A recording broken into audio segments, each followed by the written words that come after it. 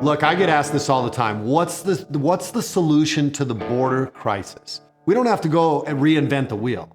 If you look just a few years back under the Trump administration, the Trump era policies for immigration were working. We had the most amount of success under the Trump administration and his policies.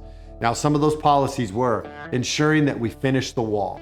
That is one of the key components. Does it stop everybody from coming across? No, but it definitely makes it more difficult. We need to ensure that our Border Patrol agents are properly staffed. And not only that, take the handcuffs off them, let them do their job. We need to allow Border Patrol and Customs and Border Protection to do their job. We also need to implement, and probably one of the most important things is, we need to hold people accountable. If you break the law, if you violate Title VIII of the federal code, you should be held accountable. Number two, we need to reinstate the Remain in Mexico program.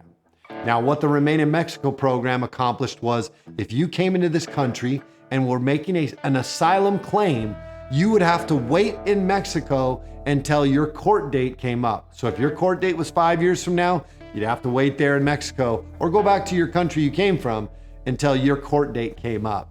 And then your judge would be able to review whether you had a legitimate asylum claim. So we need to reinstate the Remain in Mexico program.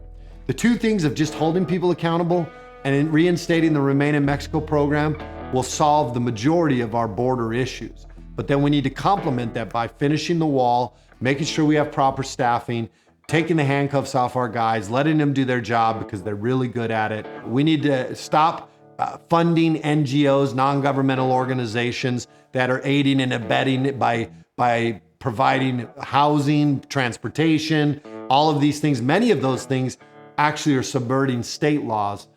So we got to get back to not funding them, not contributing to these transnational criminal organizations that are profiting off of the trafficking of humans and drugs.